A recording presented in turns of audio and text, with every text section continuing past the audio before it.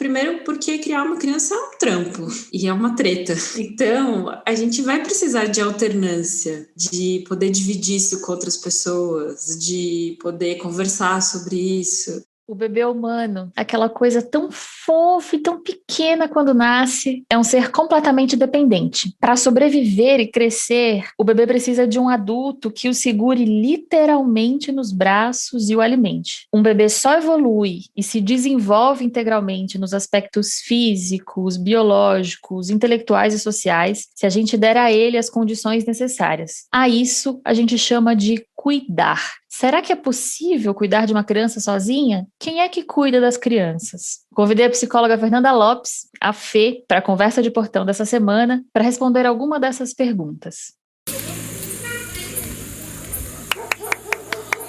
Eu sou Maiara Penina e este é o Conversa de Portão, um podcast produzido pelo Nós Mulheres da Periferia em parceria com o UOL Plural, um projeto colaborativo do UOL com coletivos e veículos independentes. Semanalmente, nós ouvimos a história, opinião ou análise de mulheres sobre assuntos que são importantes para nós. Este episódio faz parte da série As Mães que Me Criaram, uma parceria do Nós com a Fundação Maria Cecília Souto Vidigal. Fê, para a gente começar essa conversa, eu queria que você explicasse o que é rede de apoio e qual que é a importância dela para o desenvolvimento das crianças.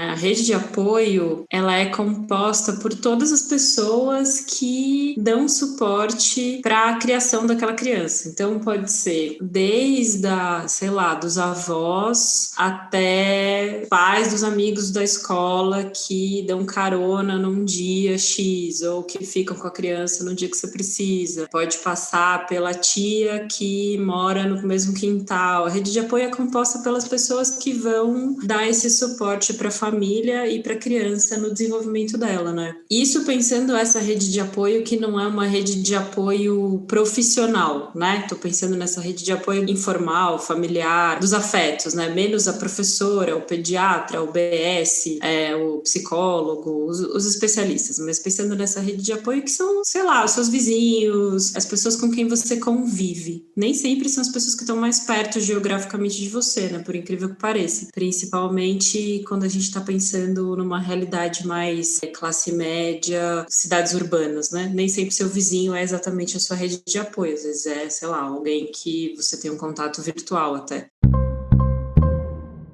Do nascimento até completar 6 anos. Essa é a chamada primeira infância. Todas as experiências e descobertas vividas neste período são levadas para o resto da vida. Por isso que é uma fase tão importante. Isso aí que a Fernanda está falando, que é essa rede de apoio de profissionais, a gente também pode chamar de rede de proteção à criança. E o que isso significa? Significa que não é só responsabilidade do pai ou da mãe cuidar da criança. Está lá na Constituição e também no ECA, no Estatuto da Criança e do Adolescente, que é dever do Estado e também da sociedade cuidar dos direitos das crianças. É dever, inclusive, seu, ouvinte, mesmo que você não tenha filhos, prestar atenção neste assunto.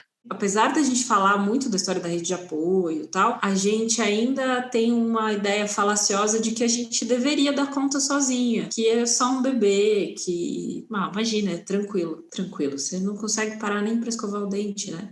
E geralmente essas redes, tanto as virtuais quanto as físicas reais, elas são redes de mulheres, né? Elas são compostas por mulheres. Como que você vê isso, assim, ao mesmo tempo que é potente, tem outras coisas para a gente pensar de porque os homens não se envolvem nessas redes, né? Sem dúvida, tem ali uma potência mesmo da troca ser apenas entre mulheres, mas tem uma sobrecarga, né? Porque é isso, você fica responsável por uma jornada tripla que inclui, inclusive, pensar sobre a criação da criança, sobre tirar a dúvida, saber se tá tudo bem, organizar no dia que você precisa de alguém para ficar, e esse alguém não é o seu companheiro, não passa por a pergunta não passa por lá, né? Tipo, eu tenho um trabalho hoje, aí eu já tô me organizando com a minha, ou com a minha mãe, a minha sogra, a minha irmã, a minha tia, enfim, as mulheres da minha família, ou com as minhas amigas. eu vou atrás de quem pode buscar hoje na escola. E aí o cara fica excluído desse debate e também não faz muita questão de participar, né? Aquele quintal que mora a sogra, a tia, você, a sua amiga e tal, e todo mundo meio se ajuda ali. E por vezes essa ajuda é uma ajuda que pode inclusive ser uma ajuda paga, porque se eu tô saindo para trabalhar e eu tenho lá um valor X, eu vou pagar para essa tia que fica com a minha criança e mais outras X crianças. Isso é uma coisa que acontece frequente, né, na periferia, que é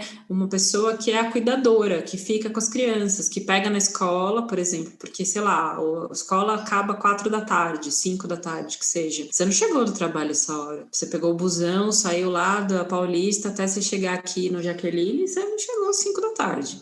A Fundação Maria Cecília Souto Vidigal lançou ano passado o estudo Primeiríssima Infância, Comportamentos de Pais e Cuidadores de Crianças de 0 a 3 anos, que mapeou como agiam antes da pandemia pais, mães, avós, tios e outros parentes que convivem e que são responsáveis direta ou indiretamente pelo bem-estar e pelos cuidados das crianças nestes primeiros anos de vida. E aí um dos dados é o seguinte: a classe D é o extrato da sociedade que mais aciona os avós, assim como outros amigos e familiares. Porém, é a que demonstrou maior fragilidade na rede de apoio do ponto de vista da diversidade de pessoas com quem contar. Então, o que eu vejo em relação à rede de apoio é também uma coisa que é mais frequente pela necessidade, né?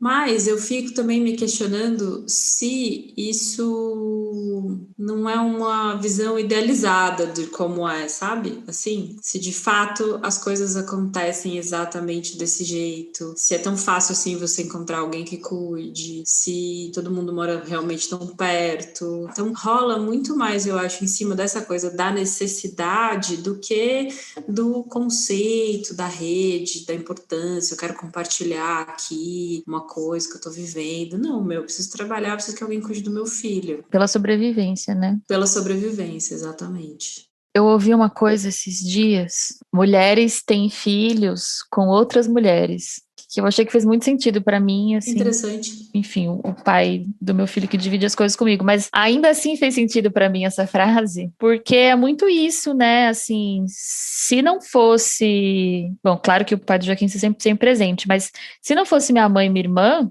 inclusive emocionalmente, assim, eu não sei se eu daria conta de fazer tanta coisa que eu faço, sabe?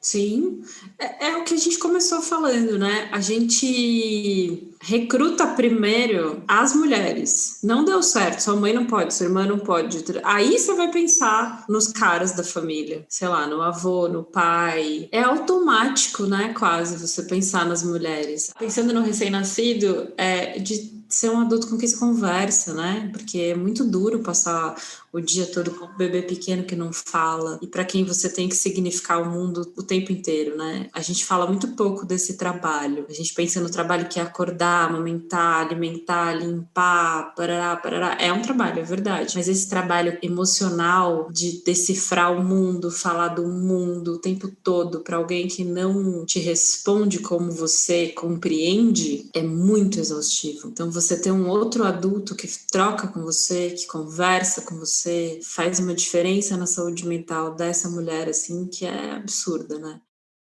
A depressão pós-parto, segundo a Organização Mundial da Saúde, afeta 1 a cada 5 mulheres. Isso se deve por conta da revolução hormonal que acontece com a chegada do bebê. É preciso, então, fazer essa reorganização física, psicológica e emocional. A mulher precisa identificar os sentimentos e, se for o caso, buscar ajuda o quanto antes. Uma pesquisa feita pela Universidade Imperial College London, do Reino Unido, constatou que dobrou o número de mulheres com depressão pós-parto por conta do isolamento social na pandemia. O estudo foi feito na Europa, mas os cientistas entendem que isso esteja acontecendo em boa parte do mundo.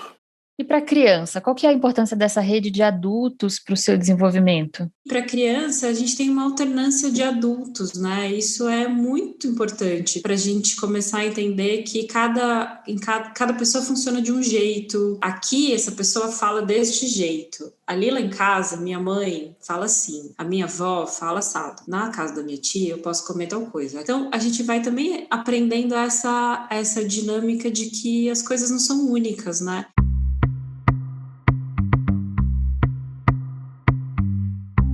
E Fê, cadê os pais? Onde estão os pais? E eu estou fazendo, obviamente, uma generalização aqui, mas muito em cima dessa criação e dessa estrutura patriarcal que a gente vive, né? Os caras, eles têm que dar conta, então eles não vão trocar uma ideia de por que o bebê não tá mastigando, por exemplo, sei lá. Ou vai pedir uma ajuda pro brother. Você pode ficar com o meu filho? Não consigo. Eu falo essa frase, ela não faz nem sentido. A pesquisa que eu citei lá no começo, a primeiríssima infância, interações, também se debruçou sobre a divisão das tarefas domésticas e aferiu a frequência da participação do pai em alguns momentos chaves do cuidado. Olha só que dado curioso. 76% dos pais confirmaram a divisão de tarefas domésticas todos os dias, enquanto para as mães, a participação do pai foi tida como fato cotidiano em apenas 56% dos casos. Por exemplo, quando perguntaram com que frequência o pai costuma dar banho, alimentar a criança ou colocar para dormir, 31% das mães responderam que os pais sempre participam. Aí quando os caras responderam, o índice subiu para 46%. E a gente vê um movimento bem tímido, muito Vila Madaleners, assim, de grupos de homens, de falar sobre isso, de falar sobre masculinidade, de falar de filho e tal. Mas eu ainda acho que é um movimento muito tímido, porque eles têm muita dificuldade de fazer trocas afetivas, né? De falar de si mesmo, de ter uma conversa que envolva se fragilizar, né? Porque nessas redes, eu acho que o que a gente troca não é só potência. A rede, ela é potente porque ela acolhe e ela tem abertura para que a gente se fragilize, para que a gente diga do que está difícil, do que a gente tem dúvida, do que a gente tem medo, sei lá, do que eu não sei fazer. E isso é uma raridade entre homens, né? A partir da sua experiência, das suas pesquisas, das histórias que você acompanha do seu trabalho, o que você pode me dizer sobre que adultos nos tornamos por termos sido criados e criadas por tantas mulheres, né? De ter influência de tantas mulheres na nossa criação? Difícil, assim. Fiquei pensando que talvez isso possa ser algo que facilite o trânsito dos afetos, assim. Mas eu não consigo não pensar que o fato de eu ter crescido vendo mulheres resolvendo tudo, todas as dinâmicas da casa, mulheres sabendo como que faz o arroz, mulheres arrumando o cabelo das crianças, o quanto que isso marca uma geração, as gerações atuais, inclusive, de que isso é um lugar de mulher, né? Então isso fica também transmitido assim, não na fala, mas nessa transmissão que se dá no inconsciente, né? De qual é o lugar da mulher. Porque você precisa de um exercício para entender o lugar de potência dessas funções, né? Vamos pensar alguém, sei lá, eu sou de uma geração de muitas mulheres que eram mães. Essa era o trampo delas, mãe, período integral. E o quanto que esse era um lugar desvalorizado, né? Assim, um lugar menor, porque o lugar legal era o lugar da grana, do trampo fora de casa, do status, do lugar do, sei lá, levar para a escola, buscar, fazer a tarefa junto, fazer a comida. Era um lugar não muito legal, assim, né? Então, acho que a gente precisou ressignificar muita coisa, né? Do que é potente desse lugar de mulher e poder se perguntar por que será que era um lugar habitado majoritariamente por mulheres. Então, eu acho que a gente está sempre nessa linha tênue entre saber que tem um lugar de potência, se construir em cima disso e lembrar que tem muito mais dentro do ser mulher, do que a gente por vezes aprendeu, mas que a gente precisa recuar para não adoecer também, né? Não ser só o lugar da Mulher Maravilha, nunca foi um vestido, sempre foi uma capa, sabe? Sei lá, não é mãe, é pai. Tem, né, umas frases, mãe é guerreira. Não sou. Eu sou mãe e tem um cara que não comparece, essa é a realidade. Porque o que eu mais recebo são mulheres exaustas dentro dessa função de precisar dar conta de tudo e de achar que sem elas nada vai funcionar. E como é duro desconstruir esse lugar de poder que a gente também se alimenta dele, porque a gente precisa construir esse poder, né, para dar conta mesmo, construir essa ideia do poder, assim, mas a gente precisa lembrar que ele é tem um termo em psicanálise que a gente fala que a gente tá lá, mas é um suposto saber.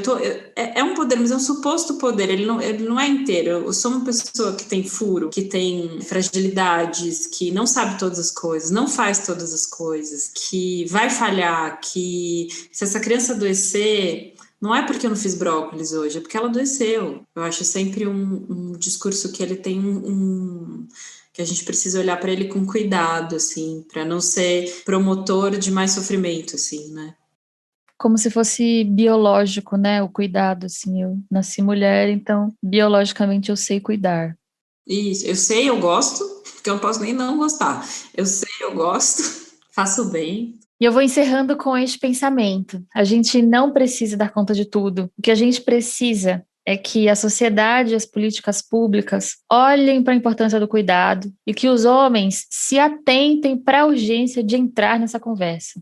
Este papo não termina aqui. Este episódio integra a série As Mães que Me Criaram, uma parceria do Nós com a Fundação Maria Cecília Souto Vidigal. E tem um monte de conteúdo, histórias e discussões sobre o assunto nas nossas redes e no nosso site. Vai lá dar uma olhada. Se você me ouviu até aqui, é porque acredita na importância do jornalismo que a gente faz. Então, considere nos apoiar com R$10 por mês. Vai lá em catarse.me/Nós Mulheres da Periferia e veja como funciona.